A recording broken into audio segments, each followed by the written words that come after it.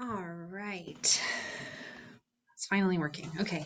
Hi, everyone, boys and girls, ladies and gents. Today we're going to talk about free body diagrams. Now, a free body diagram is a diagram that we use in order to solve Newton's second law problem. So we learned the actual equation yesterday for Newton's second law, and remember that it was force is equal to mass times acceleration. Now, in order to find the force, or remember I called it the net force or the sum of the forces, that's that sigma thing right here.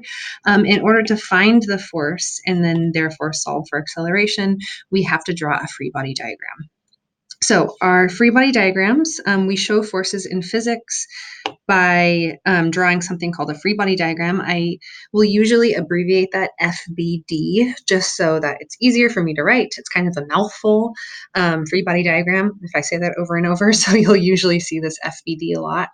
We use arrows that symbolize forces and start at the object. So this is really important. They start at the object and point in the direction that the force acts. So I'll show you some examples of what I mean by that. So the steps for this is that number one, we want to identify the object that we're drawing a free body diagram for. It could be, a book or a soccer ball or whatever. And then number two, we want to identify the forces acting on that object. We then want to draw a box or a dot. I'm partial to a box. Some people like to just draw a big dot like that, and then you're going to draw arrows from that object. And then number four, draw all forces as arrows that start at the object. Again, they start at the object and are pointed in the direction of the force. So for example, the arrow, even if we had someone that's like pushing on the box from this direction, the force vector would actually start at the object and then be in the direction of the force. And I'll show you guys what I mean by that in a second. All right. And then number five, we want to label the force vectors like I was doing yesterday. So let's talk about some types of forces first before we start doing this. So the force of gravity, we talked about that yesterday. This is the force that keeps you on the surface of the earth. And remember, this is also the weight of the object. The force of gravity is always directed straight down towards the center of the earth. And I will label this force sub gravity. That's what that little subscript is. It's just denoting which force that is. The normal force is a supportive resting force, and it's directed perpendicular to the surface the object is resting on.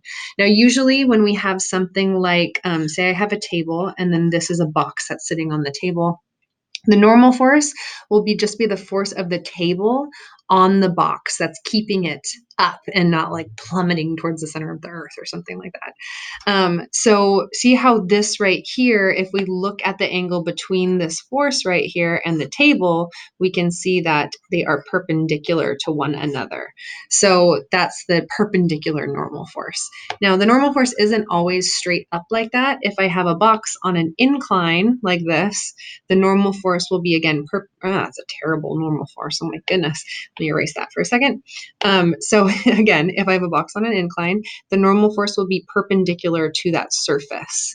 All right. And then if I have, maybe something against a wall for some reason, I don't know, the normal force will be out perpendicular to that surface of the wall. All right. So that's the normal force. Now, the reason it's called the normal force is because a right angle used to be called a normal angle back in the day. So that's why they call it the normal force. I will label this F sub big N. Sometimes you'll just see N for normal force also, and that's fine as well. Applied force will be just the force that's applied by another object. So if we have, someone pushing something or pulling something, then we can usually label that just applied force like that. Tension force will be if we have, something hanging by a string or a wire or a cable or something like that. That'll be the tension force because string, wire, and cable will have tension in them. The friction force is a resistive force or retarding force, and it's always directed opposite the object's motion. So if I have, again, a box and say that box is moving in the rightward direction, the friction force will be in the opposite direction like that. And then air resistance is also a resistive force. So if we have something like a skydiver and they are falling towards the earth because of the force of gravity, the air resistance force is always going to be directed opposite that object's motion. So I would label that FAIR. Some other types of forces are like the buoyant force. That's like if you're floating, then the buoyant force is keeping you up and not causing you to sink down in the water. The magnetic force, two magnets that are attracting or repelling. The electrical force, that's what helps electricity flow. And the spring force. These things we're not going to actually talk about, but they're just other types of forces that you may encounter at some point. All right, so let's do an example of a free body diagram. So first and foremost, let's draw a free body diagram of a book sitting on a table. Now, remember, our first step is to identify the object, and that's our book. Second step is identify the forces, and we're going to have two forces on here, and I'll show you what I mean by that. So if we're sitting on a table, I'm drawing my box. Again, you could draw a dot if you want, totally fine. Now, this book is on the earth, so there is a force of gravity, and we always direct that force of gravity down towards the center of the earth. It's always straight down. Now, what this free body diagram looks like right here is it looks like this book is going down. Now, we know it's not going down, it's actually at rest. So there has to be a force that is opposite to that force of gravity that is balanced and balancing the force of gravity. And we know that this book is sitting on the table, so we know that there is a force from the table upwards holding that book up, and remember, we call that the normal force. All right, so this is our free body diagram of a book sitting on a table. We have the force of gravity down and the normal force up. All right, let's do another example. So example number 2, draw a free body diagram of a soccer ball being kicked across the grass. So again, we're going to draw our box. Now, I know a soccer ball is round, but with a free body diagram, we just draw a box or a dot, like I said. It just makes our diagrams much simpler because I know that we're not all artists. I definitely am not. So again, the soccer ball is on Earth, so we draw our force of gravity down. The soccer ball is resting on the grass, so there is a normal force upwards. And then our soccer ball is being kicked, so I'm going to call that the applied force, and we'll say it's directed to the right. Now, in this free body diagram here, I'm going to talk about balance and unbalanced forces later, but this is an unbalanced force, so I know that there is an acceleration to the right. Of course, if we're talking about the real world, there is some friction present. So if I say that it's frictionless, you're not going to draw friction in your free body diagram, but since there might be some friction present, we can draw friction opposite the direction of that soccer ball's motion, and that would be our completed free body diagram. And then last but not least, the third example, we're going to draw a free body diagram of a baseball falling towards the ground. And I want it both with and without air resistance. So let's first draw it without air resistance. So this would be our baseball. And the force of gravity is what's causing it to fall towards the ground. So if we're drawing it without air resistance, this is our free body diagram. Now, if it is with air resistance, then we draw the force of air resistance upwards, because remember, that is a retarding force. It's something that's taking away some velocity, so slowing that baseball down. So the air resistance goes opposite the object's motion. And that is what that free body diagram looks like. So here's some examples. I'm going to have you guys do some more examples for your worksheet today. Now, in order to start actually solving Newton's second law problems, we have to talk about what balanced and unbalanced forces are. Now, I talked a little bit about this yesterday, and remember the example that I gave had like 10 newtons to the right and 5 newtons to the left, and then we found the net force. So we can see that up here, we have 300 newtons to the right and we have 300 newtons to the left. So since we have the same magnitude of force going in two directions, we can see that those actually kind of cancel each other out, right? We have balanced forces because the rightward forces equal the leftward forces. Now on the bottom here, it's a different story because now we still have 300 newtons to the right, but now we have 400 newtons to the left. So here the forces are not balanced. So this 300 rightward force does not equal the 400 leftward force. Now, if I ask you to find the net force in the bottom portion, you can probably tell me right away that the net force is going to be 100 newtons to the left, because 400 minus 300 newtons is 100 newtons, and that is directed to the left. All right, but let's actually do some calculations and really see what I mean by that, okay? So again, these are balanced, these are unbalanced, all right? And that's important in Newton's second law. So Newton's second law states that unbalanced forces cause accelerations. So here at the bottom, because we have an unbalanced force, there is going to be an acceleration. Here at the top, we don't have an acceleration because those two forces are balanced. So we have to talk about what an unbalanced force is. So balanced forces occur when the forces that point in opposite says when a book is sitting on a table. So the example of down here, this physics book sitting on the table, again, we have the force of gravity downward, we have the normal force upward. Those forces are balanced. So because the forces are balanced, we have no acceleration, all right? Now, this doesn't mean that it has no velocity. In the case of the physics book sitting on the table, yes, there is no velocity, but we can also have balanced forces and have a constant velocity. So we can still have no acceleration, but not no movement. All right. No acceleration doesn't mean no movement. We can have constant velocity. All right. So in this example here, we can see that if you press on the gas pedal, you can have 7 newtons of a forward force on the car, causing it to go forward. But then you might have some friction forces that are, causing that car to have some impeding force. So if these forces are balanced, you are still stepping on the gas pedal, but you have balanced forces. So you're not going to be accelerating forward. So in the case of like Newton's second law, when I say the net force equals mass times acceleration, the net force here is going to be, we'll call this direction the positive direction, will be 7 newtons minus 7 newtons equals mass times acceleration. So here we get 0 equals mass times acceleration. So in the case of balanced forces, it's not that we don't have movement, it's that we don't have acceleration. So you can still have a constant velocity when you have balanced forces. So let's look at a couple more examples. So it says, if you push a 2-kilogram chair across a frictionless floor with a force of 5 newtons, what is the acceleration? So when you do Newton's second law problems, first and foremost, we have to draw a free body diagram. So our free body diagram, there's my chair. Isn't it a beautiful chair? Yes. I agree, it is.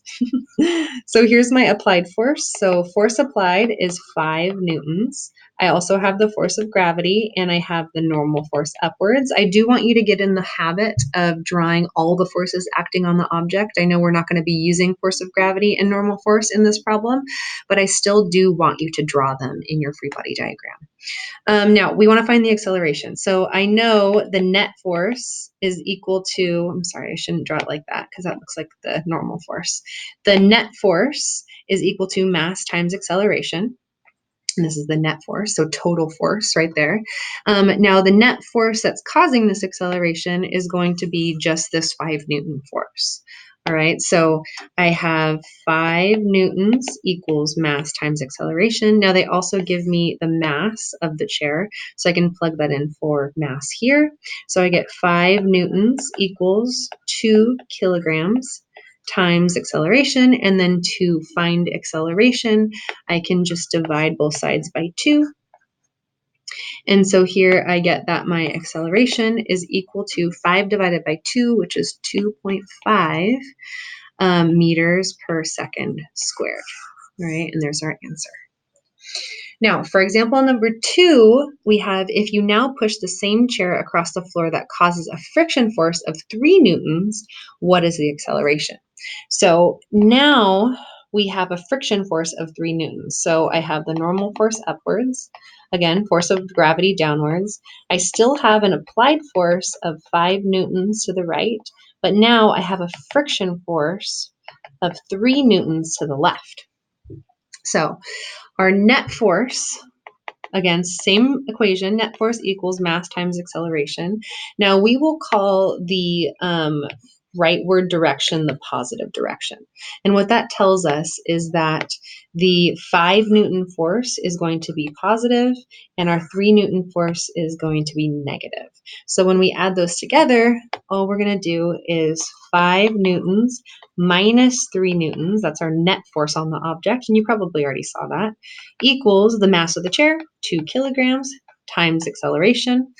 So here, 5 minus 3 is 2 newtons equals 2 kilograms times acceleration. Again, we're going to divide both sides by 2 to get acceleration by itself, so that cancels out there. And then we get an acceleration of 2 divided by 2, which is 1 meter per second squared. And there's our answer. So you can see here that when we have this friction force, it's going to slow that acceleration down, and we got a lower acceleration than we got the first time. All right, so these are both examples of unbalanced forces, but here we have only one force causing the acceleration. Here we have 2 forces that are causing this acceleration, and we add them together with our net force there. All right, let's do another example. We have a 3,000 kilogram plane has to accelerate at 12 meters per second squared in order to take off. What force do the engines have to give the plane in order to accomplish this? So let's write down our givens first. We have a mass of 3,000 kilograms. The acceleration is 12 meters per second squared. And we want to find the force that the engines have to give the plane in order to accomplish this. So force equals question mark. Now it doesn't say anything about friction, and of course there is going to be friction present, but with a problem like this, we don't have to, we can simplify it basically, and we can say that there's no friction present, even though there is. So we have our applied force of the engines, normal force up, force of gravity down. So here the applied force is the only one that's going to be causing this acceleration right here. All right, so net force, which is just the applied force, equals mass times acceleration. And now we can just plug in our numbers. We get applied force equals mass, 3,000 kilograms, times acceleration, 12 meters per second squared. And that is going to equal, so 3,000 times 12, we get 36,000. And that unit is newtons because we're talking about a force. All right, so pretty simple. We only have one force that's causing the acceleration. All right, let's do another example. Last but not least, this is our last example. So Mrs. Stewart is out walking her neighbor's cat. I don't have a cat. I'm very allergic, so I have to walk my neighbor's cat. The cat lays down because cats don't like being walked.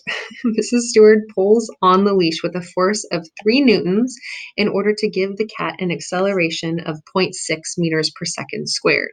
What is the mass of the cat? All right, so now my applied force here is 3 newtons. The acceleration they give us is 0.6 meters per second squared, and we want to find the mass of the cat. So in this case, if we draw a free body diagram of the cat, let's say that this is our cat. The applied force is to the right, normal force up, force of gravity downward. So again, I don't say that there's friction present. You can see down here that we're going to solve for that after this. But so if it's frictionless, let's just say it's frictionless. So this means that the only force causing the acceleration is going to be the applied force. So let's write our Newton's second law equation. So we get force applied equals mass times acceleration. And force applied is the only one that's causing the acceleration. Now, if I solve here for mass, which is what I want to do, I divide both sides by acceleration in order to solve for mass. Okay, so we get mass is equal to force divided by acceleration, and now we can plug in our numbers. We get 3 newtons divided by the acceleration of 0.6 meters per second squared, and so here we get the mass of the cat is equal to 3 divided by 0.6, which is 5. And our unit for mass is not kilometers, kilograms. Let's erase that, kilograms. All right. And then last but not least, we want to see if there's actually a friction force present. What happens? What's the acceleration now? All right. So if there's a friction force of 1.3 newtons. We have an applied force of 3 newtons, and then we have a friction force of 1.3 newtons. Again, we have normal force up, force of gravity down. So here we actually want to find acceleration for the second part because the mass of the cat is still going to be the same. All right, so we found that in the first part. So here our net force will be equal to mass times acceleration. In this case, net force we'll call right positive. So that 3 newtons will be positive, the 1.3 newtons will be negative. So we get 3 newtons minus 1.3 newtons equals the mass of the cat, which we just found to be 5 kilograms, times acceleration. So here, 3 minus 1.3 is 1.7. So we get 1.7 newtons equals 5 times acceleration. Again, divide both sides by 5 to get acceleration by itself and cancel that 5 out. And then we end up getting an acceleration of 5 by 5, 0.34 meters per second squared. Right. So you can see that when we have friction present, right, we have friction present, the acceleration is going to be lower than the previous acceleration because that cat is being slowed down by the force of friction. Now, of course, all of these examples, there was an acceleration, okay? But remember, with our balanced forces, and we'll talk a little bit more about balanced forces and constant velocity in class when we do more examples of Newton's second law. When we have balanced forces, the forces to the right are equal to the forces to the left, and the forces up are equal to the forces down, and therefore we have no acceleration, okay, because the net force is 0, and therefore acceleration is 0. However, remember, it doesn't mean no velocity. It just means no acceleration, which means that the thing is either at rest, like this physics book, or it's moving at a constant velocity, because that's what no acceleration means. All right. All right, so good luck on your worksheet today. It's just practicing free body diagrams for the most part. Let me know if you guys have questions. You can always email me, and I will see you guys tomorrow. All right, I'll see you later. Good job.